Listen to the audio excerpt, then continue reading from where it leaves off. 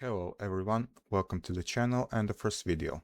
My name is Tin, I come from Croatia, so you will have to excuse my English. I will probably mess up some words or specific phrases down the line.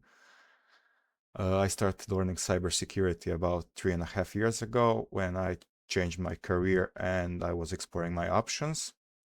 I initially started developing websites and then I randomly came across a bug bounty video one day and I immediately got interested. I started learning about hacking and web security concepts, but the mistake I made was I started hunting on real targets way too early, and I wasted about a year on blindly spraying payloads and running recon tools. After I realized that that's not going anywhere, I decided to start from scratch, and then I started developing this idea of a YouTube channel, which now, about a year later, I started realizing. So for today, I prepared the completely ridiculous API, which is a vulnerable application that I will approach as a real bug bounty target.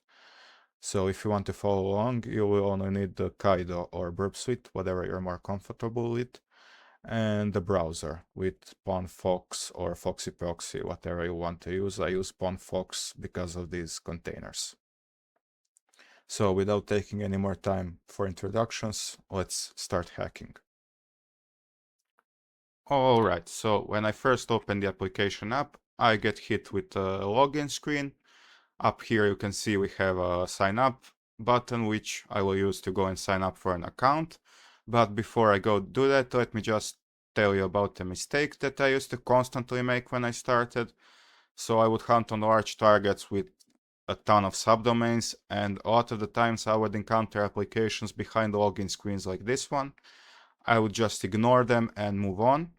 Don't skip them like that. You can always go and try to find the sign up endpoint yourself, or look through JavaScript files and find some hard-coded endpoints which maybe are accessible without you being logged in, and you can then even widen your attack surface like that. Okay, I will now go and sign up for an account. I will just use some dummy data, just a random phone number, password, and now there are some password requirements here. What I like to do here is I like to test these requirements if they are only enforced client side. Now that would mean that maybe we can send a request directly to the server and register a user that way, and maybe bypass these requirements for password complexity. Now I will first register a normal user with the password that meets the requirements. So there we go, I registered the user. Let me go back here just so you can see the requirements again.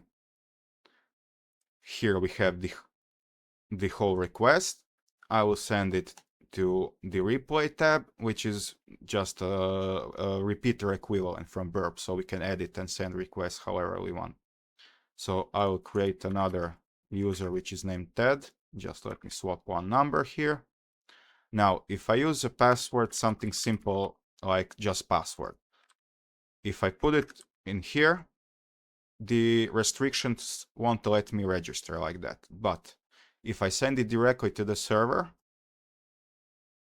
you can see that we bypassed these restrictions and we were able to register a user. Let me just open up a new container to show you that our user is registered. So we will go ted@example.com and we will use this password, which is just password. And there we go. You can see that we were able to log in as Ted, even though our password does not meet the requirements for the application. Let me log in the other user as well.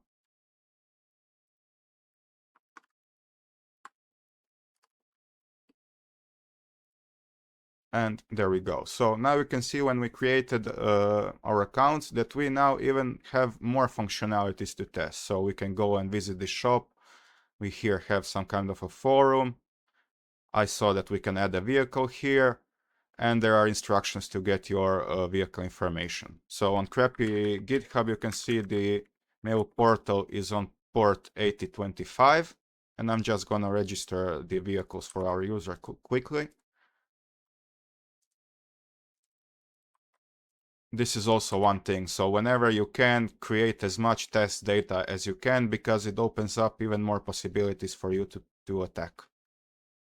Now let me just do the same for TED.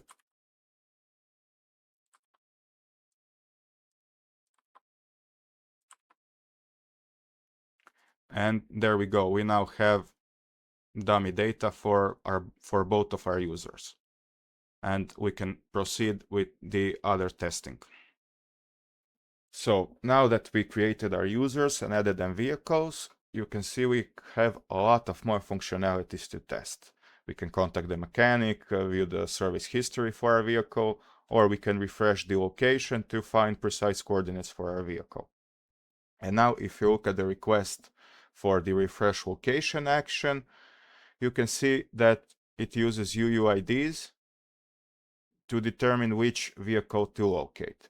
So UUIDs are not guessable. You cannot brute force them like you would numerical IDs.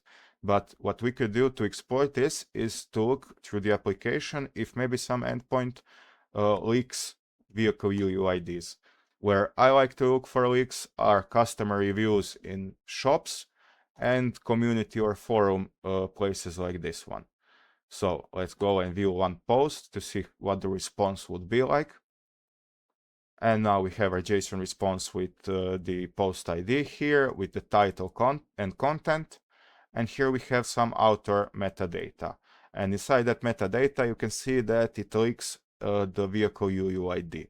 Now we will copy this, and I will just send this location action to the replay tab and swap our UUID, actually my UUID of my car, which is johnexample.com, with the found UUID in the post. And if I send this, you can see that I access robot's vehicle precise coordinates. So this is one example of a broken object level authorization vulnerability, or BOA for short. Let me show you another example here. So I will go and contact the mechanic. I'll just put whatever, send it. And here we have the full request. You can see that in the response we have another URL here, which is also suspicious because it uses report ID parameter with numerical IDs. So I will just use it right here, paste it in, and now we have a message that a JWT token is required. We have it because this is our JWT token. So let's go to this request, send it to the replay tab, enter your authorization header here, and send it. And you can see that we now have our full service report. And we can try and test this for another BOA if it's vulnerable. There we go. So we basically exploited the authorization flaw in the backend software, which does not validate if this resource belongs to our user. So you will see in a bit how this looks like when it's decoded, and then it will be easier to understand when you see that our user is indicated in this token. Okay, so let us continue on. Now I would like to talk to you about JWTs, or JSON Web Token. So they consist of 3 parts. Every part is separated by a dot here. You can see one dot here and one dot here. Everything is base 64 encoded, so we can decode this, and it consists of the token header, the payload, and the signature here. So we can decode this using an application named jwt.io. Now you can paste it right in here, and you can see on the right side the decoded part. So the first part, as I said, was the header, and it decoded it, tells us which encryption algorithm it uses. And in the decoded payload, you can see what I talked about before, that our user is indicated in the token. So this token belongs to John at example.com. We have some other data like issuing time, expiration time, and what row is this user. And what I wanted to test here and to show you a really critical vulnerability in JWTs is if I swap the algorithm here to be none. What this does is removes the signature portion from the JWT, so the server cannot validate it if it's forged or not. Now, if the server accepts this token, that means that we can forge tokens for whatever user we found the mail for. So we already have the robot user. Was it here? Never mind. We have the robot user. We have our TED user, which I will use now to show you how this would be exploited. So basically, if I just put TED here, I have a token for TED.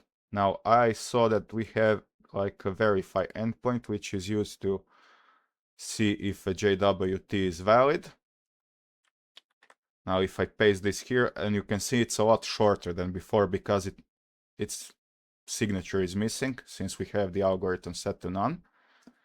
Now, if I send it, you can see that this token is a valid JWT token. So we can do now any action on the server authenticated as the user we forged the token for. So the worst thing we could do here is go to the change password section. We will just set it like here to get the request. Now if I send the request to the replay tab and I will paste this in, just let me log out TED first so it doesn't bug out. So you can see that I replaced this token, the previous token, which belonged to John, with this forged token for the TED user. There we go, and I will send it. And you can see the server accepts the password reset. And now if I want to log in as TED with our old password, you can see that it's not right anymore. But if I set this password, which we used to reset it,